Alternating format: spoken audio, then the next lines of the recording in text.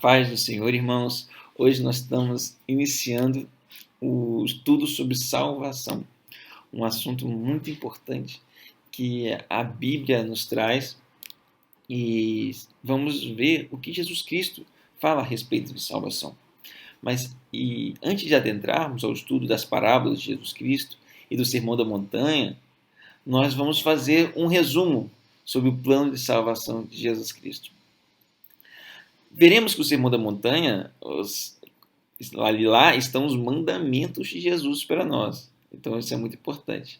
Mas vamos fazer agora o resumo sobre o plano de salvação. Como o ser humano pode ser salvo? A Bíblia nos conta que Adão e Eva pecaram no Éden. Eles tinham a vida eterna. A salvação é a salvação da morte. Eles tinham a vida eterna. Eles não morriam. Deus criou os homens para serem eternos. Deus não criou a vida para a morte. Porque a vida é algo tão maravilhoso, porque Deus iria criar a vida e logo após iria criar a morte para terminar uma vida, algo tão maravilhoso que Deus criou. Então Deus não agiu dessa forma. A Bíblia conta que Deus criou Adão e a morte não existia. E Deus tinha um plano de relacionamento com os seres humanos, de modo que isso só haveria paz, só haveria alegria, só haveria satisfação. Mas o Adão e Eva tinham a opção, porque eles não eram robôs, não é verdade? Eles tinham a opção de pecar ou não. Havia uma porta para o pecado. Deus falou o seguinte para eles: olha, vocês podem fazer qualquer coisa, só não pode comer da árvore do conhecimento do bem e do mal, porque quando vocês aprenderem a fazer coisas más, vocês vão morrer. Aí, não foi exatamente nessas palavras, mas foi isso que ele disse na prática. Quando vocês comerem da árvore do fruto do conhecimento do bem e do mal, vocês morrerão. Então, a consequência do pecado, o primeiro pecado existente, é a morte. Morte significa separação. Como assim separação? Separação de Deus e os homens. Então, o ser humano foi criado para ter vida eterna. Ou você nunca se imaginou por que a morte existe, né? Por que a vida existe e por que a morte existe? Por causa disso. Porque a morte é uma consequência do pecado do homem. E assim como Adão escolheu pecar e ter essa consequência, a morte, nós também pecamos. Todos nós já pecamos contra Deus. Ninguém aqui pode se alegar que é perfeito, nunca cometeu mentira, nunca ofendeu alguém, nunca, sabe? Pecamos de diversas maneiras. E vamos ver que o arrependimento do pecado é muito importante. O arrependimento do pecado é muito importante para que nós possamos ser restaurados com Deus. Como o salário do pecado era a morte, Deus elaborou um projeto de redenção do homem para perdoar o homem. Porque Deus não podia perdoar o homem do nada, porque Deus é justo. Você imagina se alguém comete um crime, alguém matou a sogra, e aí vai lá para o tribunal e o juiz fala, não, aí o juiz fala, olha, você vai ter que ser punido pelo seu pecado. Aí o réu fala, não, seu juiz, não é assim não, eu me arrependo, eu não vou matar mais ninguém, eu me arrependo, tal, e eu não quero mais fazer maldade nenhuma, me perdoa por esse erro e me livra da prisão. E aí o juiz fala, tá bom, te perdoo. Seria isso justo? Não seria justo. Deus não seria justo se perdoasse o homem direto, sem aplicar a efetiva justiça. Por isso, Jesus Cristo teve que vir na Terra. Porque olha só, Jesus, Deus, Filho de Deus, e tem a essência de Deus, ele veio na Terra para que ele não pecasse.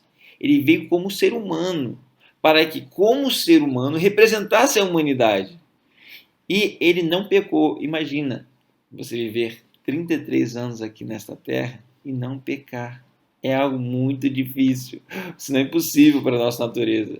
Mas Jesus Cristo veio aqui, viveu toda a sua juventude nesta terra e não pecou. Quando ele morreu na cruz, nós conhecemos o que aconteceu, ele foi traído por Judas, nós conhecemos a história. Quando ele morreu na cruz, ele não morreu pelo pecado dele. Porque a morte é uma consequência, é uma punição. Se a pessoa recebe uma punição sem ter cometido crime, ela ganha um crédito. ela ganhou um bônus, né? E ele não morreu pelo pecado dele, porque ele não tinha pecado. Ele não tinha pecado. Mas ele era ser humano. Ele estava pagando o preço do pecado que desde Adão se cometia, porque ele pagou o preço sem ter cometido. Se ele tivesse cometido um pecadinho sequer, se ele tivesse cometido um pecadinho sequer, só, um pecadinho só, ele estaria morrendo pelo pecado dele, e o sacrifício dele não serviria para nada. Mas ele não tinha pecado, como a palavra do Senhor fala, como um cordeiro puro foi para o sacrifício. Ele morreu por mim e por você. E esse é o plano de salvação de Jesus Cristo. Como ele não tinha pecado, ele ressuscitou ao terceiro dia e se manifestou a mais de 400 pessoas. Muitas pessoas testemunharam da ressurreição de Cristo. E por isso nós cremos porque hoje, que ano é? Hoje é 2020, depois de Cristo. Ele mudou a história, ele mudou a forma como vemos a vida, porque nossos dias já não são mais contados para a morte. Temos uma esperança de que assim como ele ressurgiu, ele nos ressuscitará. Mas quais são as condições para que nós façamos parte dessa vida eterna com Cristo Jesus? Porque Jesus prometeu que a salvação é impossível para os homens, mas ele prometeu que é possível para ele. Ele disse que é possível para ele, tudo é possível para Deus. Então ele diz o seguinte, que aquele que crer nele, andar nos caminhos dele, ele vai levar consigo. E onde ele estiver, nós estaremos também. E ele prometeu nos ressuscitar e nos transformar, nos dar um corpo glorificado depois desta vida. Morrer, todos vamos morrer porque é justo, nós morremos fisicamente, né? Mas assim como a vida se tornou temporária, a morte se tornou temporária também, porque Jesus Cristo venceu a morte. Então ele nos dará a vida após a morte. E essa é a promessa, esse é o plano de salvação, porque somente por intermédio de Jesus Cristo é que temos a vida eterna, porque ninguém mais pagou o preço de nossa redenção. Na Bíblia fala em João capítulo 3, versículo 16, o seguinte, porque Deus amou o mundo de tal maneira que deu o seu Filho unigênito para que todo aquele que nele crê não pereça, mas tenha a vida eterna. O objetivo de Jesus Cristo ter vindo à Terra é nos dar vida eterna, é nos fazer vencer a morte. E também, Jesus disse no livro de João, capítulo 14, versículo 21, o seguinte, que aquele que tem os meus mandamentos e os guarda, esse é o que me ama. E aquele que me ama será amado por meu Pai, e eu também o amarei e me revelarei a ele. Olha só que incrível. Então, aquele que crê no Senhor e obedece os mandamentos de Jesus, e ama o Senhor Jesus, ama a Deus, esse será achado por Deus. Esse Deus escolherá para vencer a morte, para ter a vida eterna. Ora, se nós precisamos ser fiéis a Jesus Cristo e adoramos outros deuses, nós já não estamos sendo fiéis a Jesus Cristo. Porque Deus Pai falou o seguinte, que glorifica a Ele as pessoas honrarem o seu Filho unigênito, a honrarem a Jesus Cristo.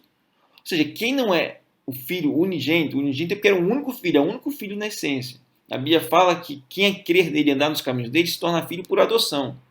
Mas o Filho na essência só há Jesus Cristo. E então, quem adorar ao Filho, adora o Pai. Porque eles são um. E o Pai sempre fica feliz quando alguém honra seu Filho, não é verdade? Agora, honrar outros deuses como Deus seria sacrilégio, seria um pecado contra Jesus, contra Deus Pai.